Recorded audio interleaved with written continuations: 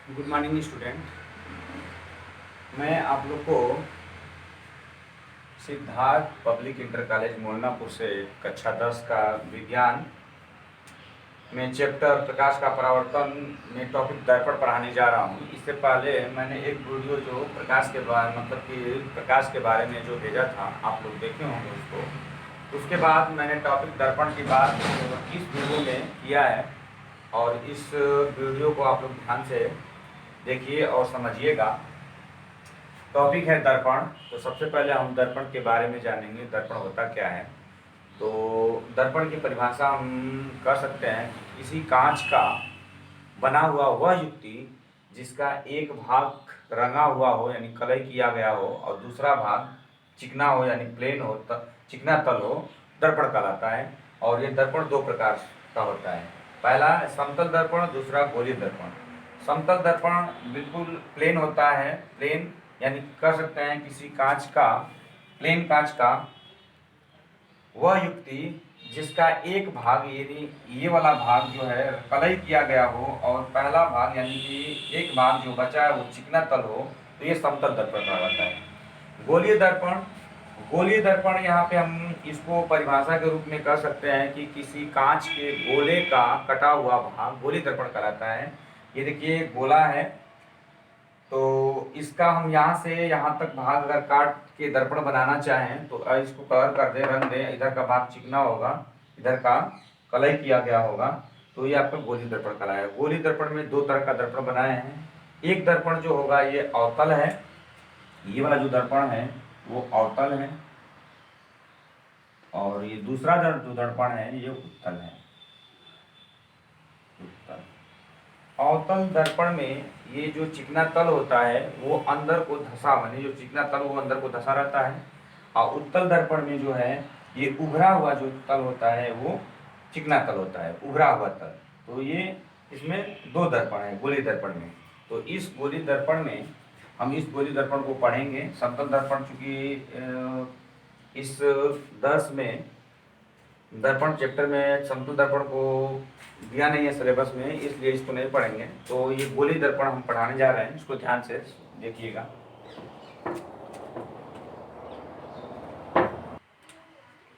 यहाँ पे देखेंगे ये दर्पण में गोलीय दर्पण है, ये आपका गोलीय दर्पण, गोलीय दर्पण। तो यहाँ पे देखिए गोलीय दर्पण जो है अवतल और उत्तल, गोलीय दर्पण दो प्रकार का है, अवतल और उत्तल। तो अवतल दर्पण में देखिए यहाँ पे हम बनाए हैं, ये आपका M1 M2 जो है अवतल दर्पण है। इसमें जो ये इधर का भाग कलई किया गया है और ये अंदर का जो भाग है वो चिकना तल है। तो यहाँ से प्रकाश जो परावर्तित हो रही है, ये प्रकाश मुख्य अक्ष के समांतर, ये मुख्य अक्ष होता है और इसके समांतर प्रकाश आ रही है तो फोकस से होकर जाती है। इसके नियम को हम बताएंगे, इसके बाद बताएंगे इसके नियम को। इसके 3 नियम होते हैं। तो यहाँ से इस दर्पण का, इस वृत्त मतलब इस गोले का ये जो केंद्र होता है, तो इस दर्पण का ये त्रिज्या हो जाएगी, इस दर्पण का त्रिज्या, जिसको हम कहेंगे वक्रता त्रिज्या। यहाँ पे दिया हुआ है C यानी P से लेके C तक की जो दूरी है वो वक्रता त्रिज्या है, और P से लेके F तक की दूरी जो है PF वो फोकस दूरी है। इसमें भी यहाँ पे देख लीजिए, ये P से लेके C तक की दूरी को वक्रता त्रिज्या कहेंगे, P से F तक की दूरी को फोकस दूरी कहेंगे। P हमारा ध्रुव है, P को ध्रुव बोलते हैं, F को फोकस बोलते हैं, C को वक्रता केंद्र बोलते हैं।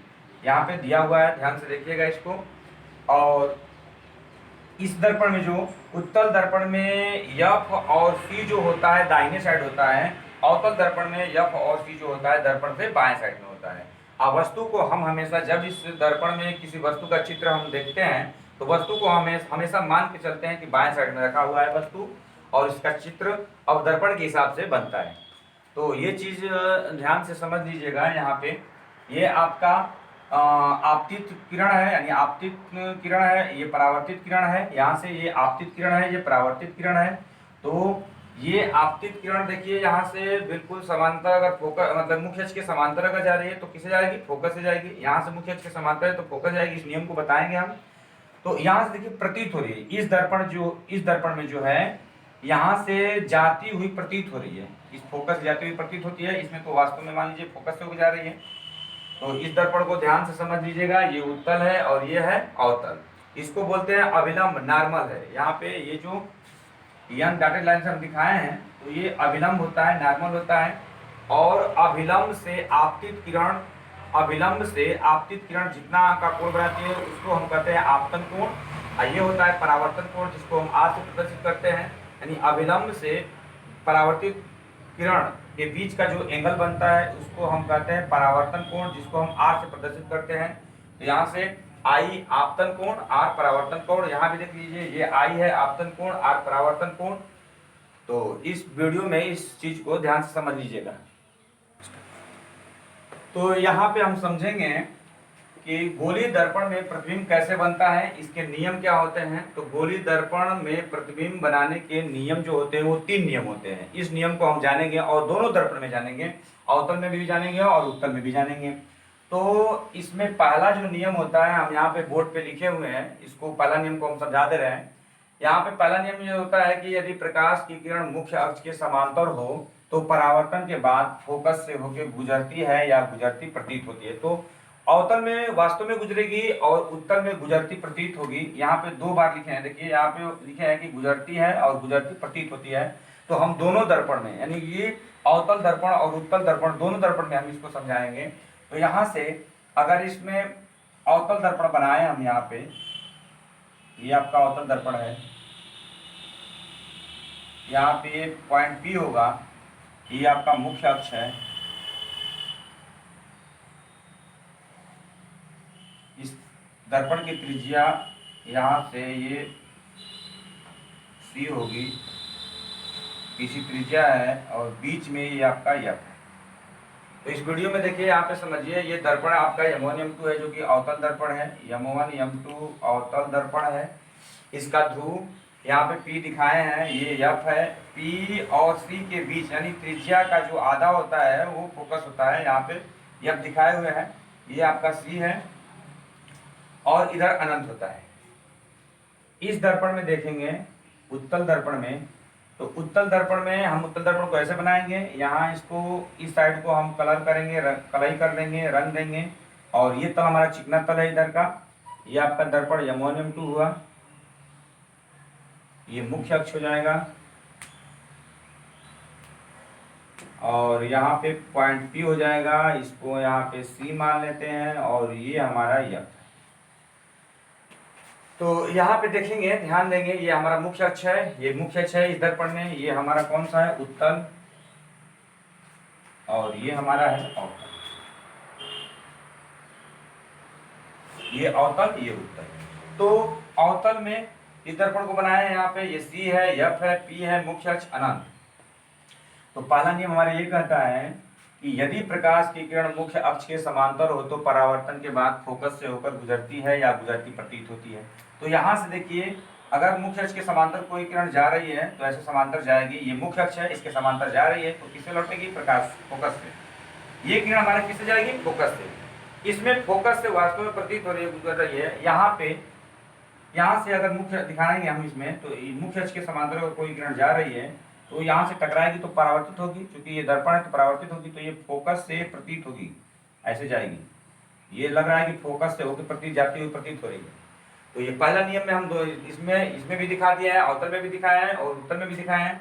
यहाँ पे देखिए प्रतीत हो रही है, ये किरण आ रही है और यहाँ से लौट के जा रही है, तो ये लग रहा है कि फोकस से होकर जा रही है। चूंकि इसका फोकस दाहिनी साइड होता है, उत्तल का फोकस जो होता है दाहिनी साइड होता है, तो यहाँ से प्रतीत हो रही है।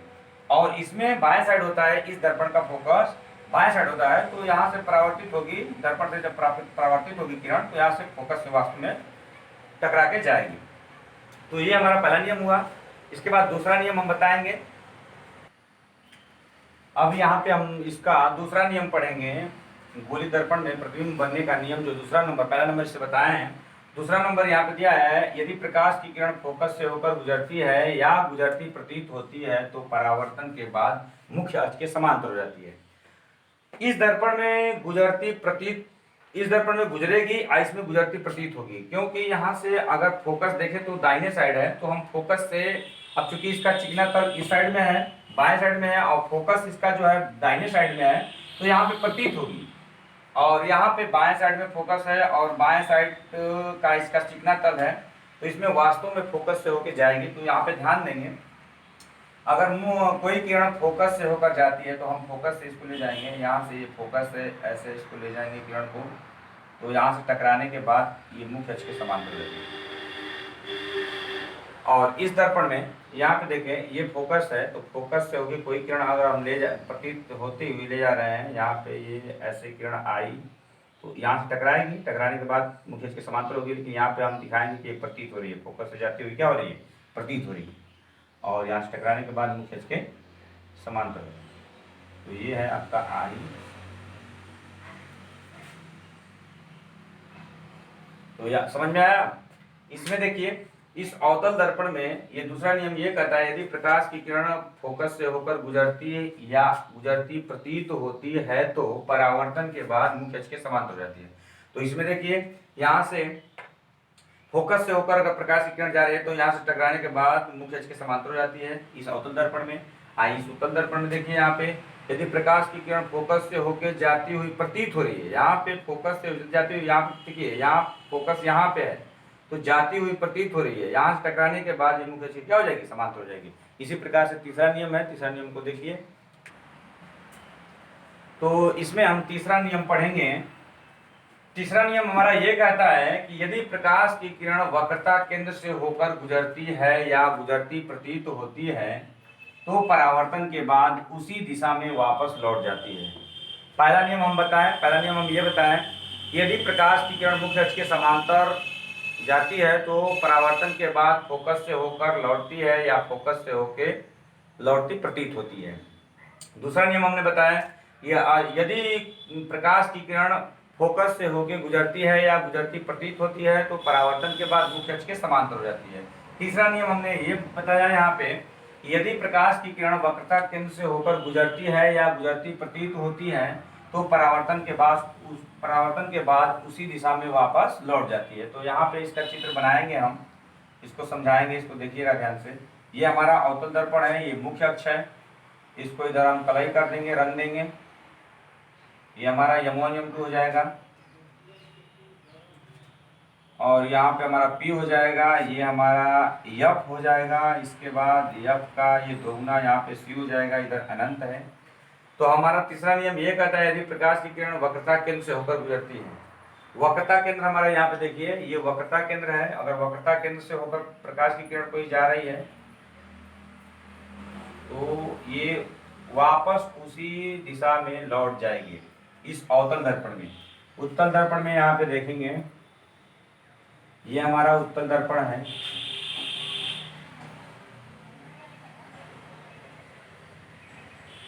M1 M2 ये हमारा P हो जाएगा। इसके बाद ये हमारा यहाँ पे C हो जाएगा, इसके बीच में F। तो इस दर्पण में ये नियम यही कह रहा है ना कि वक्रता केंद्र से होकर गुजरती है या गुजरती प्रतीत, यहाँ पे गुजरती प्रतीत होगी, यहाँ पे F देखिए, यहाँ पे है यहाँ पे है तो C से गुजरती प्रतीत होगी। यहाँ से देखिए, ये हमारा किरण C से अगर जा रहा है ऐसे C से, तो ये टकराने के बाद, इस दर्पण में टकराने के बाद वापस यहीं से वापस अपने दिशा में लौट जाएगी। तो ये तीन नियम हमारा हुआ, ये तीनों नियम को आप ध्यान से पढ़ लीजिएगा। और इसके बाद इस तीनों नियम से हम क्वेश्चन को हल करेंगे, सॉल्व करेंगे। तो इस तीनों नियम को याद कीजिएगा। आगे हम इसके क्वेश्चन को बताएंगे, तब आगे वीडियो भेजेंगे इसके बाद।